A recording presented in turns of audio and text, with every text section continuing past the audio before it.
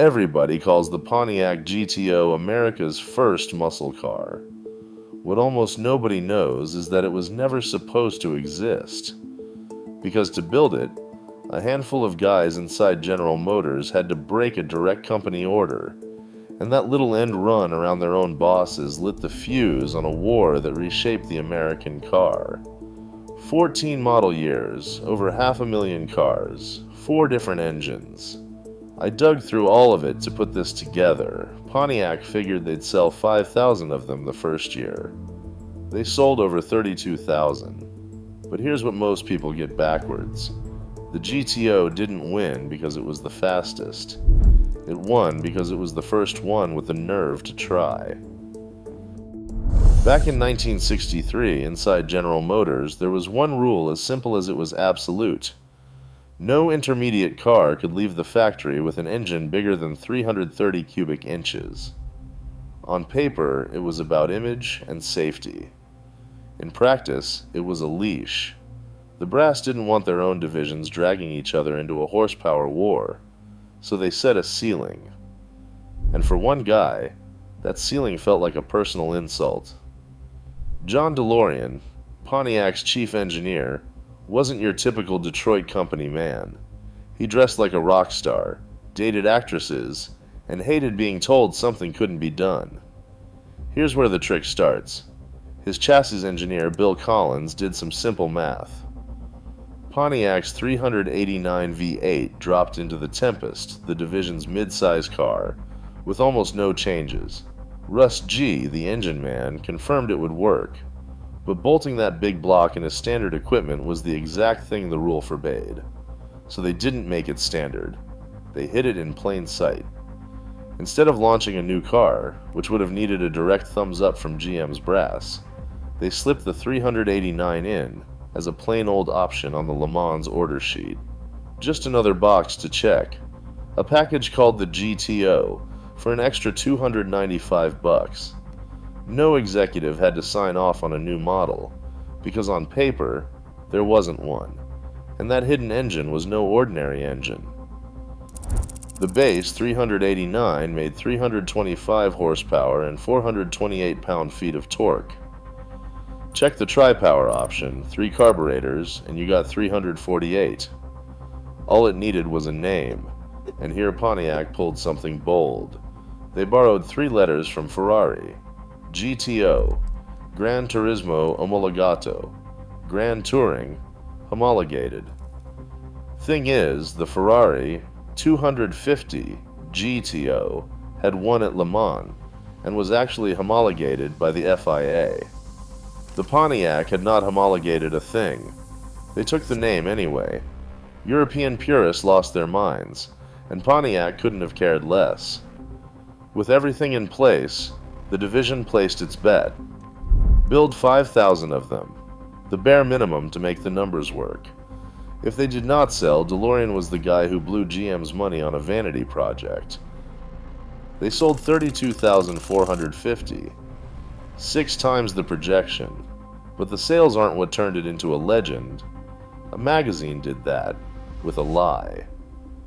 In March 1964, Car and Driver tested a GTO and printed numbers that knocked the wind out of Detroit. 0 to 60 in 4.6 seconds, and the quarter mile in 13.1 seconds. Race car territory. There was just one problem.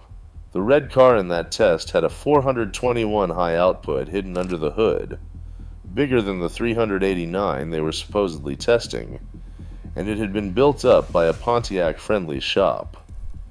Jim Wangers, the marketing brain behind it, would admit it decades later.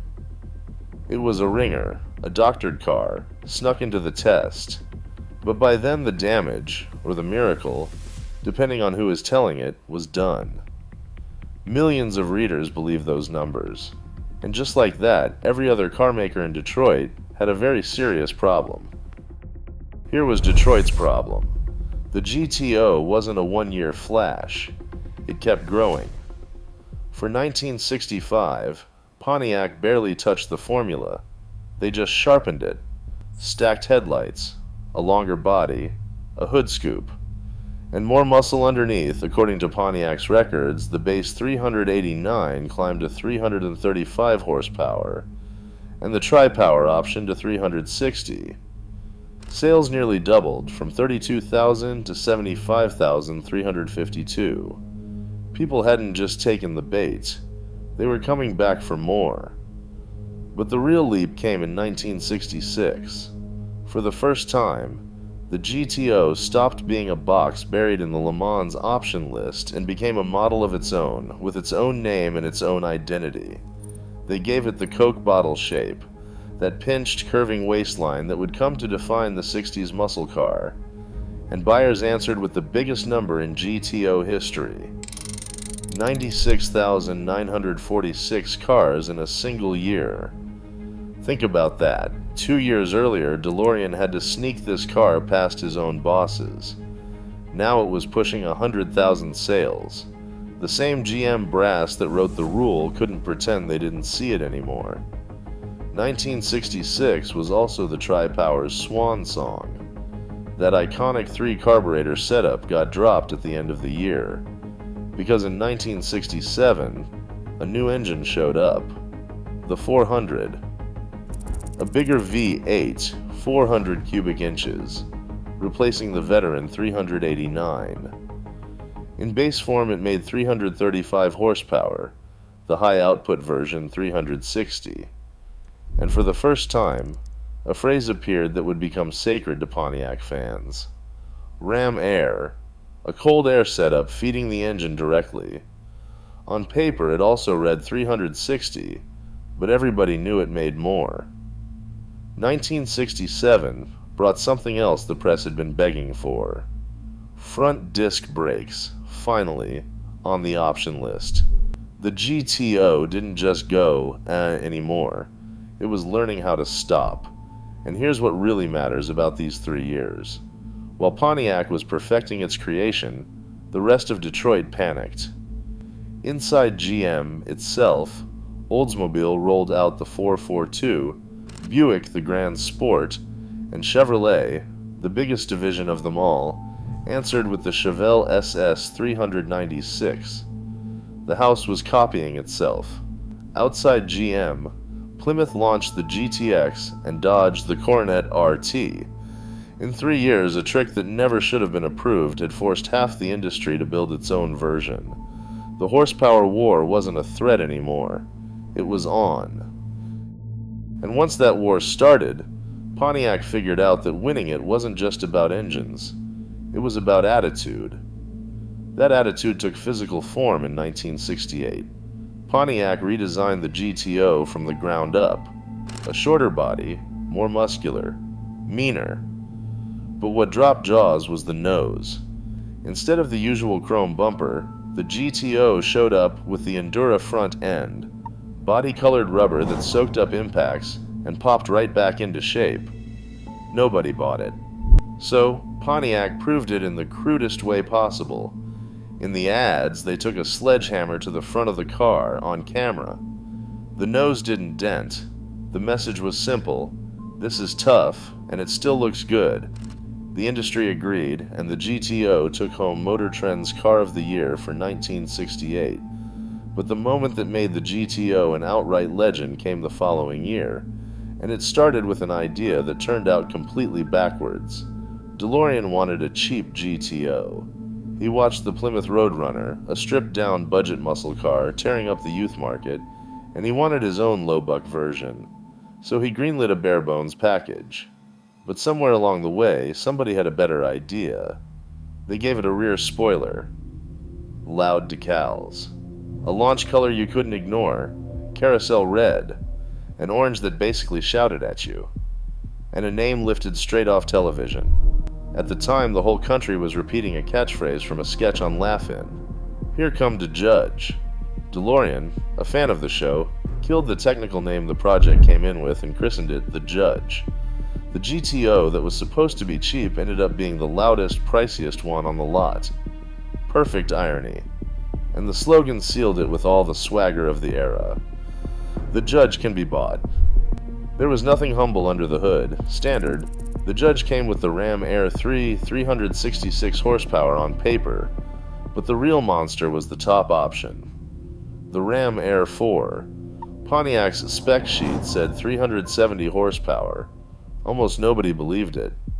Underrating engines was a deliberate play back then to keep insurance companies off the scent, and the tuners who put a Ram Air 4 on a dyno were talking north of 400 real horses. Here's the part that stings today. The judge was expensive, and in 1969, it didn't sell the way Pontiac hoped, just 6,833 built. Of those, only about 108 were convertibles. It was born to be the everyman's GTO, and it flat out failed at that job. But that rarity is exactly what makes it gold now. A clean 1969 judge pulls 6 figures at auction. The GTO was on top of the world. Car of the Year, King of Attitude, the star of the horsepower war. Everything was going its way. And that's precisely why almost nobody saw what was coming. Because the GTO was about to hit its all-time peak in power at the exact moment the whole world was getting ready to turn against it. In 1970, General Motors finally lifted the ceiling. The 400 cubic inch rule, the one DeLorean had dodged with a trick 6 years earlier, was gone for good, and Pontiac dropped the biggest engine in GTO history under that hood. The 455, 7.5 liters of V8. The number that matters isn't the horsepower, it's the torque. 500 pound-feet, one of the highest torque figures of the entire muscle era. Here's the strange part. The 455 didn't make much more horsepower than the old 400. The official figure was right around 360, though sources vary a little depending on the rating standard. But horsepower was never the point. The 455 was a low-end torque monster. It wasn't built to scream at high RPM. It was built to tear up pavement the instant you touched the throttle. It pulled like a freight train, and it wasn't alone. For 1970, it lined up alongside the 2 beasts carried over from the year before. The Ram Air 3 at 366 horsepower, and the dreaded Ram Air 4 with its 370 that nobody believed. The GTO finally had the whole arsenal. The judge stuck around too, with even wilder colors. Orbit orange, a psychedelic shade you could spot from 3 blocks away. The 455 could be ordered in the judge as well, on the option sheet. The GTO was at its absolute physical peak. So was all of Detroit. 1970 was the high watermark of the muscle era, with the Chevelle SS 454 and the Hemi Cuda slugging it out for the crown. Streetcars have never been that brutal since. But look at this number. In 1970, the GTO sold around 40,000 cars. The year before, it had sold more than 72,000. In 12 months, it lost nearly half its buyers. How does a car hit maximum power and lose half its audience at the same time? Because while Pontiac was celebrating those 500 pound-feet, the world had already decided these cars were the enemy. Insurance companies were pushing premiums on young drivers to the point where nobody could pay them. And in Washington, a piece of legislation called the Clean Air Act had just locked its sights on exactly the kind of engine living under that hood. The GTO had reached the summit. What it didn't know was that the summit was also the edge of a cliff, and the fall was going to be ugly. The first hit came from inside GM itself. For 1971, the company ordered compression ratios dropped across every engine it built, prepping them for the low-octane fuel the new regulations were going to force. The GTO's 455 went from over 10-to-1 compression down to about 8-to-1. Just like that, the engine lost a big chunk of its ability to breathe. And then something happened that still confuses people today. That same stretch, the industry changed how it measured horsepower. It used to be measured on a bare engine on a stand. Now it was measured installed, with every accessory bolted on and the real exhaust in place. So the numbers cratered on paper, It's not that the engines lost 100 horsepower overnight, it's that the yardstick changed. But the psychological damage was brutal, and all of a sudden the spec sheets read like a different car. The 1971 455 HO still put up a fight, somewhere in the range of 310 to 335 net horsepower, depending on the standard. It was the last great GTO engine. And the sales said everything. 10,532 cars. 1 year earlier it had been 40,000. The Judge, the king of attitude, played its final season with barely 357 built. After that, the name disappeared for good. 1972 brought the symbolic humiliation. The GTO lost its status as its own model and went back to being exactly what it had been in 1964, an option package on the Le Mans. It had come full circle, but without the forbidden trick, without the glory, without a war to win. It was just a box to check again. It sold 5,807. 1973 disfigured it completely. The Colonnade redesign arrived, with huge federally mandated impact bumpers, heavier bodies, softer lines. The car got fat and lost its edge. The 455 was still on the list, but choked down to around 250 net horsepower. And then, in October, the final blow landed. OPEC announced its embargo. Gas prices spiked and rationing began. Overnight, a thirsty V8 went from a symbol of freedom to an embarrassing waste. The GTO bottomed out at 4,806 cars. The last act was almost cruel.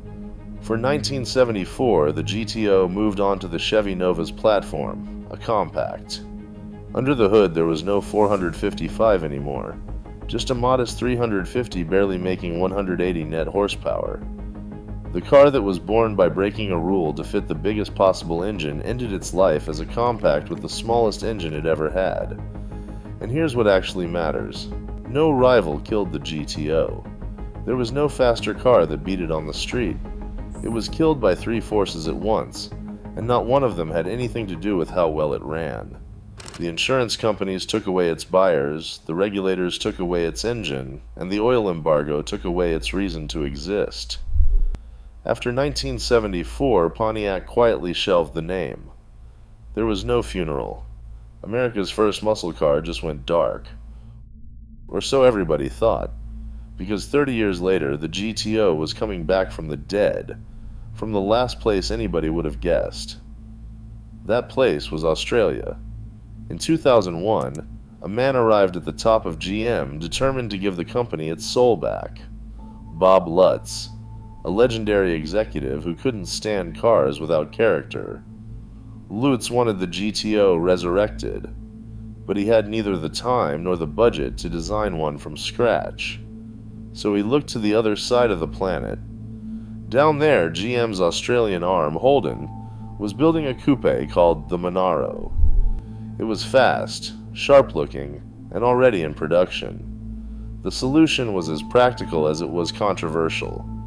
Import the Monaro, move the steering wheel to the left, certify it for the American market, and stick three of the most sacred letters in American car culture on the hood. A captive import, the GTO was back from the dead, with an Australian accent. On paper, it was a slam dunk. Under the hood of that 2004 GTO sat the LS1, the 5.7-liter V8 out of the Corvette, 350 horsepower, 0 to 60 in about 5.3 seconds. Objectively, this thing was quick. And then came the problem. When the fans laid eyes on it, they felt nothing. They were expecting a muscle car. Aggressive, loud, scooped, full of attitude, like that orange monster from 1970. What they got was a clean, quiet, almost conservative coupe. It doesn't look like a GTO, they said. It looks like an expensive Grand Am. The press loved it from behind the wheel and buried it in the photos. It drove beautifully. It just didn't move anybody standing still. Pontiac listened. For 2005, they fixed both halves. A bigger engine showed up, the 6.0-liter LS2, pushing power to around 400 horsepower and dropping 0 to 60 to to roughly 4.7 seconds, and they finally gave it some visual bite. 2 functional hood scoops and dual exhaust tips on each side. Now it was a serious muscle car, top to bottom. But it was already too late. That first impression had done its damage. GM had projected around 18,000 sales a year. It never got there. 2004 came in near 13,500, and it slid from there. Across all 3 years, roughly 40,800 were built. Then Australia closed the door. Holden ended Monaro production. With no car left to build it from, soft sales, and an exchange rate working against it, the GTO ran out of road. In 2006, for the second time in its life, Pontiac retired the name. Lutz himself would sum it up later in one short, sad line: "A great car, it deserved better."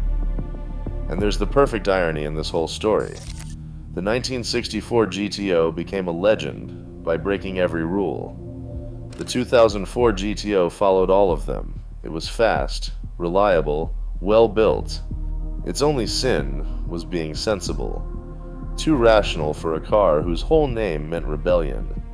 Today the people who know call it a steal, a Corvette V8 in an anonymous body, a wolf in sheep's clothing for half the price of anything retro. But that leaves us with the most uncomfortable question of all. The one the muscle car world has been arguing about for 60 years. Was the GTO really the first muscle car ever built? Because there is evidence it was not. 15 years before the GTO existed, Oldsmobile had already dropped a big V8 into a light body and called it the Rocket 88. And in 1955, Chrysler launched the C300, a stripped-down coupe with a 300 horsepower Hemi that went out and dominated NASCAR. Plenty of historians point to one of those two as the real first. But look at the price tags. The Chrysler C300 ran over $4,000 in 1955. That was Cadillac territory, a car for bankers in a hurry. The Rocket 88 had the spirit, sure, but it was a whole lineup of family cars, not a machine aimed at a 22-year-old. That's the difference. Those cars had the engine. The GTO had the formula. An ordinary midsize car, the biggest V8 that would fit inside it, a price a kid with a regular job could actually swing, and an ad campaign that spoke straight to that kid. It did not invent muscle. It invented the muscle car as a category, with a name and an audience of its own. And the proof is what happened next. No Rocket 88 ever forced half of Detroit to copy it. The GTO did.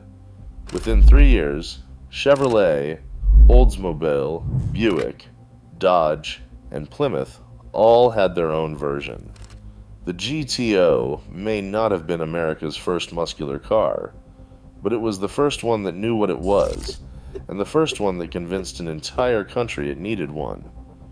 Today the market has put a price on that idea.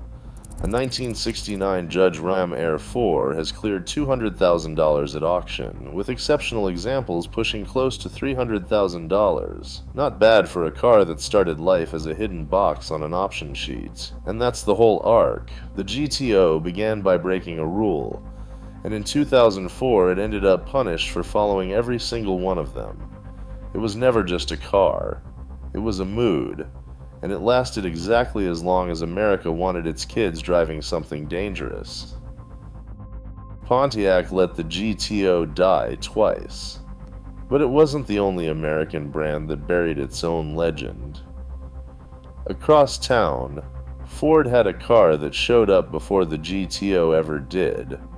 One that survived the oil crisis, the 80s and the 90s, a name that hung on for more than 40 years and doesn't exist today. And the reason Ford let it go has nothing to do with sales or engines.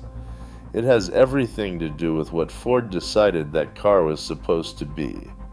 That whole story is on your screen right now.